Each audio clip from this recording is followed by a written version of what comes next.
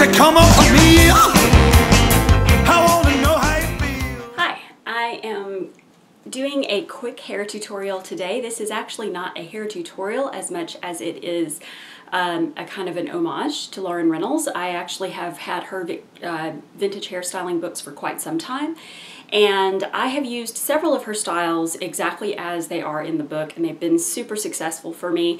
But since I've discovered that heated sets just do not work for me anymore, I don't know if it's a combination I've mentioned before of my hard water and then the fact that I'm also in a high humidity environment, but I can even tell that the wet set that I did last night is going to be rather limp. So I do have to stick with wet sets alone right now, and the reason that I'm doing this video for her, or this video paying tribute to her, is because her book has really helped me to sort of hone my wet set skills by using the exact same styles that are in the book but utilizing wet sets only. So she does utilize a wet set in some of her styles in the book, but a lot of them are done with heated rollers and things like that, which just don't work for me anymore. So I am doing her styles all with a heated set or with a wet set so that you can kind of see the way they would look with wet setted hair, especially knowing that my hair is fine and straight. The style that I'm doing today is the fourth style I've done from the book. If you'd like to see photos of my recreations of the other styles, you can check my Instagram. I have done her first 4 styles in the book so far, or first 3, and this is the 4th. This one I have done before, and it's been highly successful. It's excellent. It's a beautiful style, and it's one that it's a version of something I've always done, but there's a few little extra bits that make it especially nice. The style that we're doing today is called the Homemaker. It's this one here. Looks like this. And in the back it looks like this. Gorgeous thick hair this model has. So it's going to look very different with a wet set and very different on my own hair type, so keep that in mind. I set my hair last night using the same roller setting as the book for the most part. There's a couple little variations, but I used a combination of bendable rollers. Bendable rollers, foam rollers, and wrap, snap, and go rollers, which the problem with wrap, snap, and go rollers in my current situation with my higher humidity is that the humidity as I sleep does sort of drag them down, and you can see the curl loosened around this curler a whole lot last night, so there's going to be not very much wave there. It's very hard for me to keep them as tight as I do these, for instance. So if I want a tighter roll or tighter curl, I do tend to go for the foam rollers or the flexible rollers because they stay put all night. Or pin curls. Pin curls still work great. But the first thing you want to do is you're going to part your hair in 4 sections. There's a top portion here, side portion here, and then the back is rolled down. Now the back is rolled just in a standard downward pattern. I kept the volume out of the top of the head so I don't roll all the way to the top of the crown. Just around back here is around where your first level of rollers should fall. And then I have 3 rolled down on this side, 3 rolled down on this side, and this is actually part of the crown section. These 3 are rolled over, and because I have bangs, I pin curled them separately. But there's 3 rollers here going this way, these 3 going down, these 3 going down, and the back going down. And we're going to start by unrolling the back. This style does not take very long to create, and it's actually going to be different for everyone because there's things you can do to make it your own. I slept with a scarf tied around my head last night to kind of keep them in place, but the scarf had slipped by morning. So I'm actually surprised that the curls took as well as they did. I didn't really use much setting lotion. It was mainly just water because I wanted the curls to be a little looser. But that's not necessarily going to be the case. Now these rollers were supposed to be rolled on the diagonal, like going back. And I did not do that. I actually didn't think to do it. I don't think I read the directions closely enough. I thought that I knew them, and then I looked again and I was like, oh, it says roll them on the diagonal. But anyway, I rolled them straight down. Shouldn't be a huge difference, but there might be some kinking at the hairline. So this is the side, and then I'm going to unroll this side. Now we're going to keep the top portion rolled for now, and we'll get to it at the end.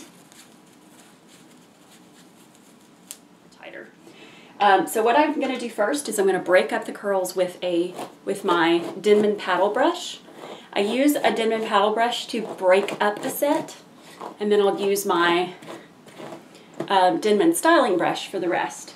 And you'll see beautiful fluff curls that will eventually settle, if I brush them enough, into waves.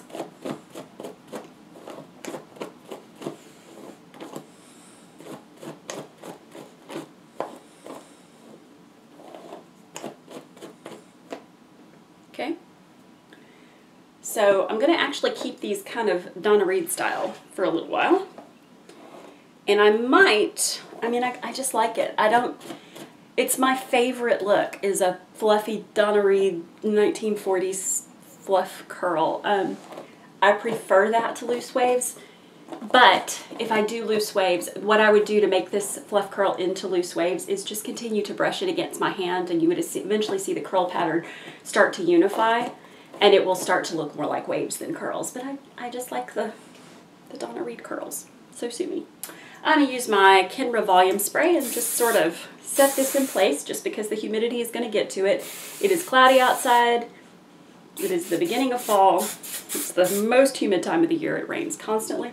So then the first thing we're going to do, we're going to need two grip tooth styling combs. I recommend grip tooth. I can't recommend any other brand. These are actually needing to be replaced because they've started to warp. I don't know if you can see that. But the grip tooth is definitely the best. And all I'm going to do is take this section here and very gently pull it back. Now you'll see I have a pretty clean part at the top. Make sure you utilize that clean part, because this side is going to show the part. And I'm going to take the comb and secure it. You just push it towards your face and hold it there, push it towards your ear. And then I'm going to go to the other side and do the same thing. This side doesn't matter so much because this part's going to fall over.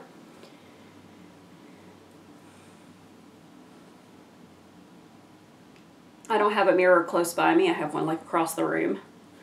So I might have to get up occasionally and go check this and see what it looks like up close. I can't tell. But yeah, so both your combs, I've got them where the tops are right here on both sides, so I know they're going to be relatively decent.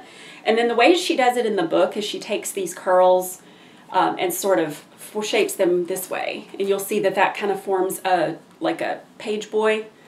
I'm going to do that just on the side. I'm not going to do it too much towards the back, because I really like the general fluffiness of the back. So you can see, we push that towards the front. I'm going to do the same thing on this side. You just take your brush and just brush it down without compromising the combs, because the combs are going to be really nice and tight anyway. And then you just brush the side around your hand and let it fall, and it will sort of shape itself. Yeah, I like that because it falls towards my face on one side, but then it ends in these fluffier curls. So let me see if I can make this side look more unified.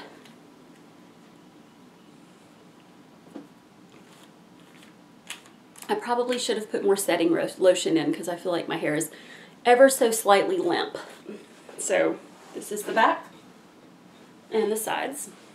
Okay, and now what I'm going to do is take the top section and unroll it. I'll take the pin curl clips out first.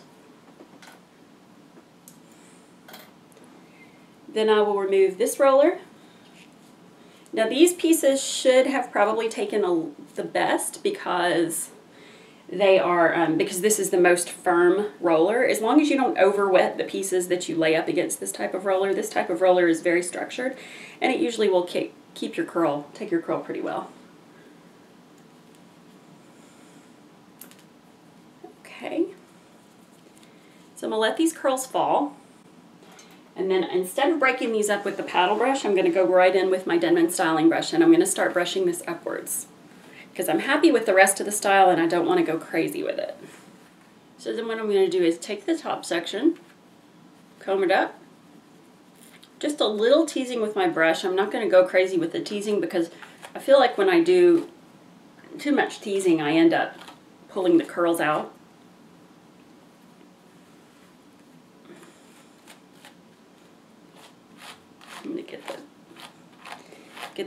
this section nice and smooth.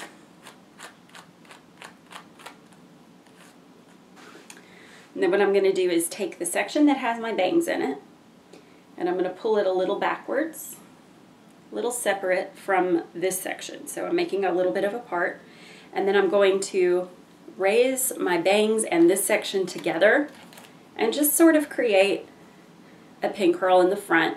Now, this can, you know, vary. You can just do a kiss curl like she has in the picture, or you can do a full, like, well, actually this fell into a kiss curl, so that's lucky.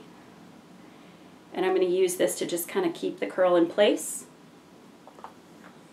So that gave me some volume on the top without going too crazy with the teasing. I wonder that looks that way. Okay, and then I'm going to take these two, the little bit that's left here, I'm going to take it and make two like opposing curls. I think in the book she has them both going the same direction, but they don't necessarily have to. And I'm just going to create two little structured pin curls right here and sort of place them loosely against my head with the bobby pin. Should only need 1 or 2 bobby pins for that. And then I'm going to do one right where the comb falls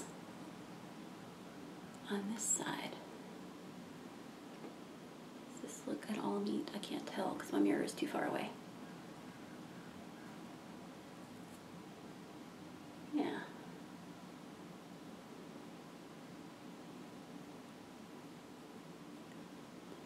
Yeah. So,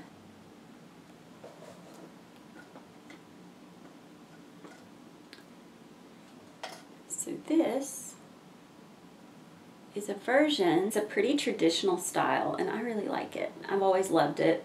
It's one of those ones that is kind of freeform, and depending on how your hair is behaving, it's going to look different. And it's one that, like I said, you can add accessories. You can make this one very, very stylistically very different each time you do it. You'll probably find new and interesting things to do with the top hair as you are playing with this. And then you can do this side. Yep. So there you go. Something a little different, something a little more freeform than what you would typically do. And again, this can be as structured or as freeform as you want it to be. It's a very traditional 1940s looking style, especially when done with a wet set. And yeah, you can polish it up, add a shine spray, whatever you want. I'm on a time crunch, so I'm not going to go too crazy with it. But please let me know if you have any questions. This is going to be the only one of these styles that I'm going to do. I don't want to discredit her book and try to like teach all her styles on my channels. That's ridiculous. She's one of a kind. But it encourages you to try your hand at the book because it's a great one, and it's one that everyone should have in their arsenal to kind of help you up your game and kind of get you reacquainted with something you may have kind of gotten away from doing. But yeah, we'll talk to you later. Bye. Well, put your head on my chest and tell me